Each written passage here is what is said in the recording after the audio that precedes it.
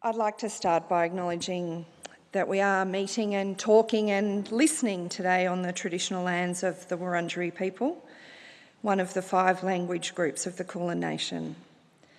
I acknowledge them as traditional owners of these lands and waters, pay my respects to elders past and present, and leaders of today and the future, and acknowledge and pay respect to any Aboriginal and Torres Strait Islander people joining us today. I want to start with some facts about Catholic professional standards. We're a company limited by a guarantee, and we were established in November 2016 by the Bishops' Conference and Catholic Religious Australia. We have 2 member representatives, so each of those member groups nominate 2 people that we then deal with, or the board and I deal with, in relation to any matters relating to the company. So our Bishops' Conference reps are Archbishop Coleridge from Brisbane and Bishop Wright from Maitland, Newcastle. And our Catholic Religious Australia reps are Sister Ruth Jurek, who's the current president of CRA, and Father Tom McDonough, the deputy president of CRA. The slide up there tells you a little bit about our board. So we have a professional and functionally independent board that governs the day-to-day operations of the company, with a broad geographic representation from Western Australia, Queensland, Victoria and New South Wales.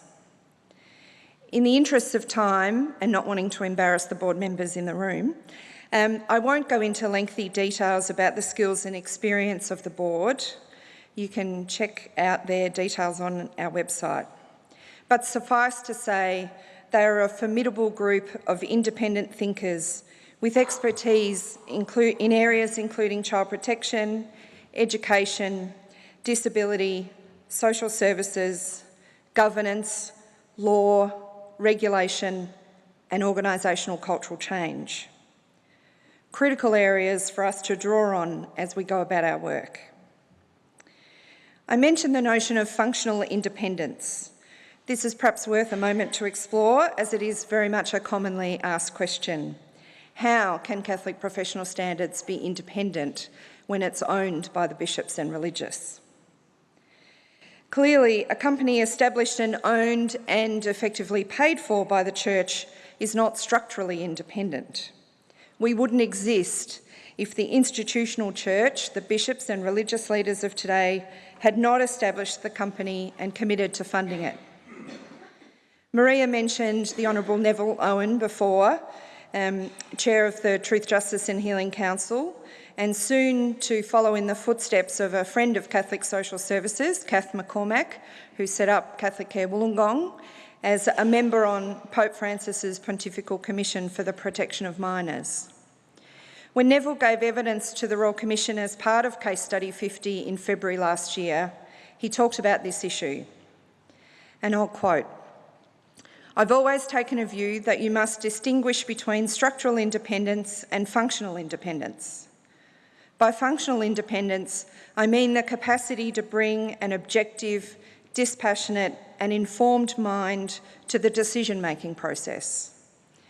A situation where those who are operating the company, managing the company and making the decisions at that level must be functionally independent." The analogy I use is external auditors, something that everyone in the room is familiar with, for financial oversight. When financial auditors come in to audit our books, as organisations we pay them a fee, but the audit firm operates independently, makes assessments and decisions based on their professional knowledge, their skill, clear policies and capacity. And that's what CPSL will do. The board and I are also drawing on the experience and learnings from colleagues internationally about particular governance issues and intersections with church and common law. We have national coverage of all activities of the Catholic Church.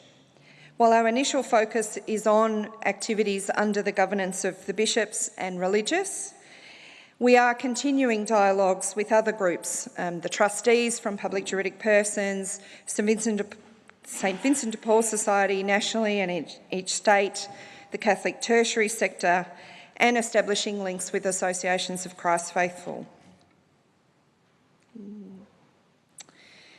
To our mission, the next few slides are drawn directly from our constitution, which is also available on our website if anyone's that way inclined. So the mission really set before us is to promote the dignity and welfare of all persons who come into contact with the church, but especially the young and the vulnerable. We will endeavour that all persons within and those who engage with church, no matter how that engagement happens, through liturgy, through ministerial works, social or pastoral spheres, that they are treated respectfully, professionally, and in accordance with the gospel values. An express purpose of the bishops and religious in setting up the company was that compliance and reporting against standards does promote accountability, transparency, and trust in the life of the church and its contribution to society. Just picking up on something that Robert said, it sort of struck me. If we were standing here 50 years ago and I put myself back in a Catholic social service shoes hat just a few months ago, I would have said yes, Catholic Care Melbourne was able to protect children, but why should people believe me? The standards and the public reporting really are an instrument to try and help people understand what the activities are needed and how we can be publicly accountable. The Truth, Justice and Healing Council, in recommending to the bishops and religious the establishment of CPSL, they identified that the church leadership had not previously been held to account, as Robert has talked about, but also evidenced in pretty much all 15 of those case studies. It's clear from the rationale and indeed the constitution, the intent of the company is to hold our church leaders to account for their leadership when it comes to safeguarding children and vulnerable people engaged with the church across Australia. Part of case study 50 of the Royal Commission explored the establishment of our company. In the establishment, Mark Coleridge, Archbishop of Brisbane, talked about cultural change, and some of you may have heard his evidence or read it since. But I'll just reflect for a moment on the 4 elements that he cited as key to cultural change. He spoke about awareness, and really Archbishop Mark was talking here about increasing awareness across everyone in the church as to what child safeguarding and protection of other vulnerable adult groups entails and how to go about it. Again, that might seem to this audience to be something that we know because that's what we work in, but Robert's already made the point, but that doesn't necessarily mean it's translated to a broader audience within the church. His second element was accountability, and this is coming back again to the leaders, that this applies to the church as a whole and to individuals within the church. In his evidence, Archbishop Mark mentioned bishops in particular, saying there had been a tendency for bishops to have a sense of themselves as a law unto themselves, and that has to change. In terms of his third element, consistency, he was really talking about how we get consistency across a very diverse organisation and institution across Australia. But he cited that achieving genuine consistency of approach to key critical matters and issues will represent genuine cultural change for the church. I'll come back and talk about that in a moment. And his fourth element was compassion. So to quote Archbishop Mark, to address all of these issues in their complexity and their intense practicality, their urgency, but to address them with the sense that the child or the vulnerable person must take priority, and that all of these issues must be seen through their eyes. That is compassion in this context. As I mentioned earlier, part of the intent of CPSL is to increase transparency and accountability of church leadership. Critical to the implementation of our standards is that church leaders be accountable for the activities under their jurisdiction. In most cases, this will mean, and perhaps already has meant, potential changes in governance and reporting within church entities such as dioceses and congregations. Some of this is already underway. As I've been travelling around the country since I started in July, I've seen examples of how this is happening in a range of areas.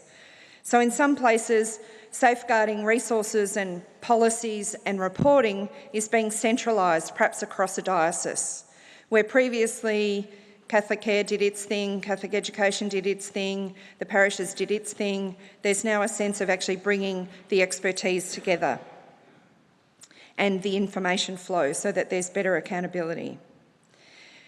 There's also been examples of clearer lines of accountability and reporting being established. This is particularly, I've observed, where ministries may have become incorporated bodies, perhaps under different congregations or diocesan owners. And those owners have realised that perhaps they've delegated too much and are looking for a way to keep the lines of accountability and reporting open and transparent. And thirdly, I've observed in geographic locations collaboration across church entities. Might sound a bit rare, but so where dioceses and congregations, PJPs, Vinnies and other church entities are working together in a concerted effort in a geographic location. Whilst our approach is focused on holding church leaders to account, our philosophy is very much that the safety and protection of children and vulnerable people in the church is everybody's business. By increasing the broader Catholic community's knowledge and understanding of crimes such as grooming, physical and sexual abuse, the devastating impact of abuse on individuals and the ripple effects into families and communities, and strengthening the Church's awareness, prevention and protection focus, we will be getting the word out to at least a quarter of the Australian population. That figure was challenged in response to a Eureka Street article earlier this week, but I can explain how I got to 25% if anyone's interested. Our work has the potential for far greater change than just within the Catholic Church.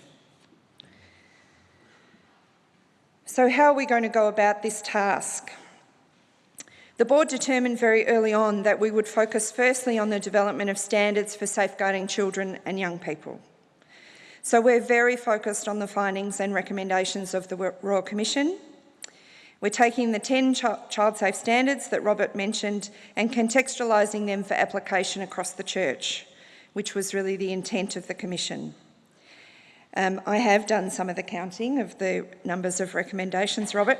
So there's 37 recommendations over and above the 10 child safe standards that we're working to currently integrate into the standards. Those 37 recommendations applied to religious institutions and some specifically to the Catholic Church. And there's another 45 recommendations that we're keeping a watching brief on. We're watching to see what decisions and actions government take, but we're also watching to see what decisions and actions the Church take in relation to some of the issues that were referred, where the Commission recommended getting advice and seeking change from the Holy See and various other areas. We've also heard a range of concerns from both within and external to the Church in the first 6 months of our work. Standards to address these concerns are also being developed. I'm hoping everyone here is familiar with the 10 standards, but just in case, I'll pop a slide up that helps you. So the 10 standards are around the first one, leadership, governance and culture, children participating and listening, being listened to within our institution. Families and communities are informed and involved in what happens within our organisations. Equity is upheld and diversity respected. There are 2 standards that relate to dealing with our people. One focusing on how our people come to work in our organisations and the Church. So what are our recruitment, induction and support processes? The second people one, missed a slide, is actually number 7, which is then about what are we doing about continuous knowledge development and training for staff, their skill development and continuously monitoring their awareness to these issues. 6th standard is around complaint and response management, and that particularly be very child-focused. There's a standard around our environments, not just our buildings or our camps or our outreach activities, but what are we doing to protect children in the increasing online environment? And the last two really are standards about us as organisations, that the implementation of the standards and our awareness of these issues and how to increasingly protect children and other vulnerable people is continuous. It's not a job that gets done once and then we walk away and say that's done. And the 10th standard is around making sure that our documentation, our policies, our procedures are clear, easily understood and accessible to everyone. So as I said, we're starting with the articulation of the standards, taking the 10 standards and contextualising those for church.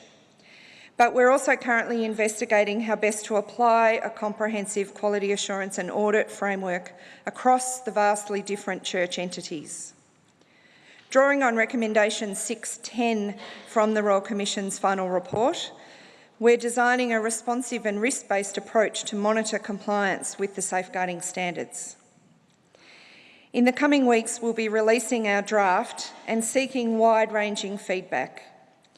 I encourage every one of you to provide feedback to the draft standards, either individually or through your organisations, or if you're so inclined, both. We'll also be engaging a wide range of stakeholders in discussions about the detail of the standards and how they'll be applied, through workshops in each state and territory, and through meetings with a range of experts and groups, including the social services sector, and most importantly, engaging with children and young people engaged with church and our services at the moment, and also with victim survivors of church sexual abuse. What does all of this mean for people in this room? Really, the first thing would be to continue your focus in your organisation on safeguarding. In Victoria, obviously, the legislation and the standards already exist, but in others outside of Victoria, the 10 standards are already there for you to access. Give us feedback on the draft standards. The board determined we also would suggest that you check in with your diocese congregation or your governing body. Make sure they're also looking at Volume 6, which is the Child Safe Organisation volume, and how they might implement the standards.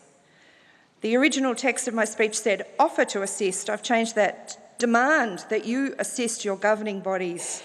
Social services, health, aged care, disability, housing, the professionalised sectors of the church, as Robert has already acknowledged, are well versed in quality assurance, compliance and audit processes, and are well, hopefully, advanced generally in their ability to protect children and make organisations safe.